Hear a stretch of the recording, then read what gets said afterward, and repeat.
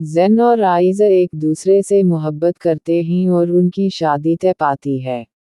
आइज़ा एक यतीम लड़की है जो अपनी सौतेली मां, सरी, के साथ रहती है। सरी अपनी बेटी की शादी ज़ेन से करना चाहती थी, इसलिए वो आइज़ा के खिलाफ एक गंदी साजिश करती है।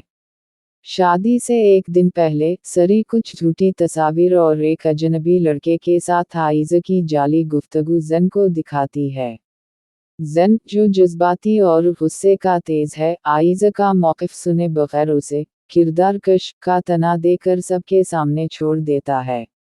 आइज़ा रोती रह जाती है, मगर कोई इस पर यकीन नहीं करता। ज़ेन के जाने के बाद घर में सन्नाटा छाया हुआ था, लेकिन आइज़ा के कानों में अभी तक ज़ेन के वो अल्फाज गूंज रहे थे, तुम्हारे जैसी लड़की मेरी मोहब्बत तो किया, मेरी नफ़रत के काबिल भी नहीं। ज़ेन के जाने के बाद सौतेली मां, सरी, ने आइज़ा का सामान कमरे से बाहर फेंक दिया।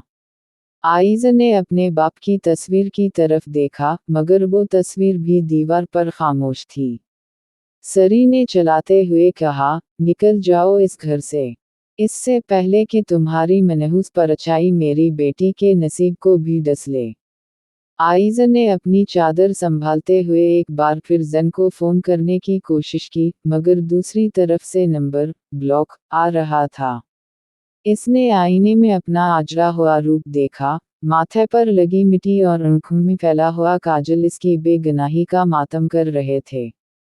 आइज़ा ने अपना छोटा सा सूटकेस उठाया। इसमें सिर्फ चंद कपड़े और इसके बाप की एक पुरानी घड़ी थी। वो जब सहन से गुजर रही थी, तो उसे वो हर जगह याद आई जहां उसने ज़ेन के साथ जिंदगी के ख्वाब बने थे। इसने पीछे मुड़कर अपने घर को देखा, वो घर जो अब इसके लिए कैद खाना बन चुका था। जैसे ही आइज़ा ने घर की दहलीज पार की, बाहर काली घटाएं छा गईं। वो सड़क पर अकेली चल रही थी। ना सर पर छत थी, ना दिल में कोई उम्मीद। इसने आसमान की तरफ देखकर सिर्फ इतना कहा, या अल्लाह, तो जानता है ना कि मैं बेगुनाह हूँ। आज मैंने अपना मामला तेरे सुपरद कर दिया। वो रेलवे स्टेशन पहुंची। इसकी जेब में सिर्फ इतने पैसे थे कि वो दूर के किसी गुमनाम शहर का टिकट खरीद सके। इसने पीछे मुड़कर अपने शहर की रोशनियों को देखा और अहद किया कि वो अब कभी वापस नहीं आएगी, जब तक कि वक्त खुद इसकी बेगुनाही की गवाही ना दे। जब अपने एतबार करना छोड़ दी, तो अजनबियों की बस्ती में पनाह लेना ही बेहतर होता है। आइज़ा आज मर गई थी, अब जो जा रही थी वो सिर्फ एक जिंदा लाश थी। बरसों बाद सच का सामना। 5 साल गुजर जाते हैं। ज़ेन ने सरी की बेटी से शादी तो नहीं की, मगर वो एक तल्ख इंसान बन चुका है। एक दिन सरी सख्त बीमार हो जाती है और मौत के करीब पहुंचकर उसे अपने गुनाह का एहसास होता है। वो ज़ेन को बुलाती है और रोते हुए इतराफ़ करती है कि आइज़ा पाक दामन थी और वो सब एक झूठ था। ज़ेन के पैरों तले से ज़मीन निकल जाती है। इसे याद आता है कि आइज़ा ने कितनी बार कुरान उठाने की बात की थी, मगर उसने उसे धक्के देकर निकाल दिया था। अब ज़ेन के पास दौलत तो है, मगर सुकून ख़त्म हो चुका है। ज़ेन आइज़ा को ढूंढने के लिए दर दर की खाक छानता है। वो उन तमाम जगहों पर जाता है जहां आइज़ा के होने का इम्कान था। आखिरकार उसे पता चलता है कि आइज़ा एक दूर दराज गांव में एक स्कूल में पढ़ाती है और एक सादा सी जिंदगी गुजार रही है।